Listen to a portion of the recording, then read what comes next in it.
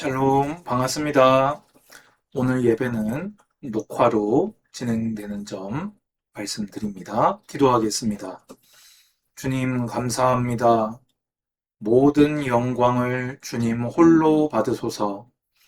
오늘 또다시 예배하며 하나님 앞에 엎드리오니 성령님의 감동과 감화하심 주시사 성경을 통해 하나님의 격려를 얻고 하나님의 경계 또한 받는 예배가 되게 하옵소서. 예수님의 이름으로 기도합니다. 아멘. 오늘은 제가 지금 주일 예배를 이제 인도하고 다시 한번 조금 요약 정리를 해서 말씀을 나누려고 합니다. 제목은 하나님의 사랑, 격려와 경계입니다. 열왕기상을 보면요. 하나님은 솔로몬 평생에 3번에 걸쳐서 중요한 시간표마다 격려도 하시고 경계도 주셨습니다. 그가 기브온 산당에서 처음에 1,000번제를 드렸을 때 그에게 나타나셔서 큰 은혜와 격려를 주셨고 그의 성전 건축이 외부 공사가 마치고 내부 공사로 들어가려고 할 그때 또 경계를 주시고 격려해 주셨고 지금 솔로몬의 최전성기 때 하나님은 격려와 경계를 주셨습니다. 하나님은 우리 모든 예배자들에게 이와 같이 격려와 경계를 주십니다. 어떻게 주시냐? 성경을 통해서 성령님의 감동을 힘입어서 우리에게 격려와 경계를 주십니다. 우리의 힘만으로 스스로 설 수 없습니다. 우리의 힘으로 살아갈 수 없습니다. 가장 중요한 것, 나의 힘만으로 주님 뜻 따라 살 수 없습니다. 오늘 성경을 통해 성령님의 감동을 입어 격려와 경계 받으시기를 바랍니다. 최고 전성기의 솔로몬에게 나타나셨지요. 나타나셔서 그 솔로몬이 가장 빛날 때 임하셨습니다. 사실 제가 이제 이거를 원래는 제가 설교를 준비하면서 원고에 가장 좋으면서도 가장 위험한 때다 이렇게 썼다가 제가 이렇게 수정을 한 거거든요.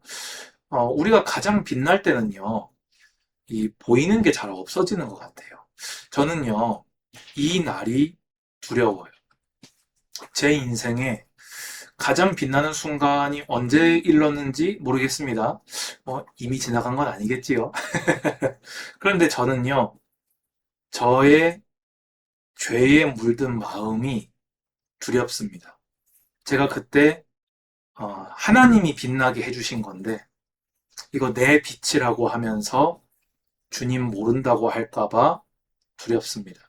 그래서 매일 성경 읽고 성령님 의지하면서 구주 예수님의 이름을 붙들고 성부 하나님의 뜻을 구하고 있는 것이지요.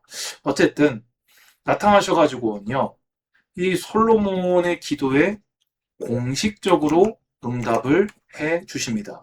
그래서 정말 놀라운 말씀을 해주세요. 내 기도와 내가 내 앞에서 간구한 바를 내가 들었은즉 나는 내가 건축한 이 성전을 거룩하게 구별하여 내 이름을 영원히 그곳에 두며 내 눈길과 내 마음이 항상 거기에 있으리니. 이 놀라운 격려거든요. 쉽게 얘기해서 함께하는 정도가 아니라 내가 온 신경을 써서 너희를 인도하겠다, 보호하겠다, 응답하겠다. 내가 말씀한 대로 너희한테 이루어 주겠다라고 하신 것입니다. 우리가 인생길을 걸어갈 때요, 여러분 성경에서요, 이렇게 하나님으로 격려를 매일매일 받으시기 바랍니다. 아멘. 자, 그러면서 조건부로 다윗 언약을 갱신해 주셨어요. 제가 이제 연합예배 때 충분히 설명을 드렸는데요. 사실 말씀을 지켜 준행하는 건 의무입니다. 근데 다윗 언약을 솔로몬에게 갱신해 줌으로써 솔로몬이 당연히 순종해야 되거든요. 당연히 순종 안 하면 하나님의 징계가 임하는데 순종할 때 다윗 왕조를 영원히 견고하게 하겠다. 그리고 그 안에 오실 메시아를 반드시 보내겠다. 하지만 이거는 은혜거든요. 구원하시는 전적인 무조건적인 하나님의 은혜라면 그 안에 당대에 받는 복, 당대에 당하는 어려움은 어디에 달려있냐? 하나님께 마음을 두고 말씀에 순종하는 여부에 달려 있다는 것을 솔로몬에게 격려하셨습니다. 원래 의무로 순종하며 살아야 되는데 순종하기만 하면 복까지 주신다고 하니까 이거는 격려가 맞지요. 근데 그러면서 동시에 강력한 경계를 주셨습니다. 뭐라고 하십니까? 만일 너희나 너희 자손이 아주 돌아서서 나를 따르지 아니하면 내가 너희 앞에 둔 나의 계명과 법도를 지키지 않고 가서 다른 신을 섬겨 경배하면 내가 이스라엘을 내가 그들에게 준 땅에서 끊어버릴 것이요 내 이름을 위하여 내가 거룩하게 구별한 이 성전이라도 내 앞에서 던져버리리니 이스라엘은 모든 민족 가운데서 속담거리와 이야기거리가 될 것이다. 그래서 그 내용들이 이렇게 나와 있지요. 여러분, 하나님은요, 하나님을 배반하고 계명과 법도에 불순종하며 우상 숭배할 때 택하신 족속 이스라엘도 아끼지 않고 공식적 처소 성전도 아끼지 않고 징계하셨음을 기억하시고 경계 받으시기 바랍니다. 솔로몬이 지금 9장만 해도 분위기가 얼마나 좋습니까? 열왕기상 10장만 해도 분위기가 얼마나 좋습니까? 11장 보십시오. 처참하게 그 놀라운 업적과 놀라운 통치가요, 하루아침에 막을 내리게 되는 것입니다. 그래서 가장 빛나는 시기지만 가장 위험한 시기인 솔로몬을 아끼사 격려도 하셨지만 경계 또한 주신 것입니다. 그러면 하나님은 왜 그렇게 세 번이나 나타나셔서 격려와 경계를 주셨을까요? 여러분, 솔로몬을요, 하나님 정말 사랑하셨어요. 하나님은 솔로몬을 정말 아끼셨어요. 어떻게 보자면 죄의 뿌리에서 나온 아이 아닙니까? 바세바에게서 태어난 아이 아닙니까? 그런데 솔로몬이 태어났을 때 선지자를 보내가지고는요, 그 아이 이름을 여디디아라고 해요. 여디디아가 뜻이 뭡니까? 여호와께 사랑받은 자. 대단하지 않습니까? 이름이 여호와께 사랑받은 자예요. 근데 여러분, 그거 아십니까? 여러분은요, 더 큰 사랑받은 자. 성자 예수님의 십자가의 죽음과 부활로 사랑한 것이 바로 여러분입니다. 하나님은 왜 또 여러분을 격려하고 경계하고 계십니까? 사랑하시기 때문입니다. 여러분이 스스로 불순종해서 스스로 자멸하는 것을 기뻐하지 않으시기 때문입니다. 저는 사실 오늘 찬양 예배를 좀 드릴까, 다음 주 오후 예배 찬양 곡으로 또 찬양 예배를 드릴까 하다가 다시 한번 이 말씀을 반복해서 전하는 것은 그 하나님의 마음이 제 마음에 감동되기 때문입니다. 하나님은 정말 자녀를 극진히 사랑하여서 잘못되지 않고 바르게 복받으면서 가기를 바라셨기 때문에 이렇게 세 번에 걸쳐서 솔로몬에게 말씀하신 거예요. 근데 왜요? 이미 솔로몬에게 있는 불순종과 죄의 씨앗을 보셨거든요. 솔로몬은요, 빠르게 나라를 안정시키고 키우고 싶었던 것 같아요. 제가 연합예배 때도 설명했습니다마는 아버지가 다윗이잖아요. 얼마나 부담됐겠어요.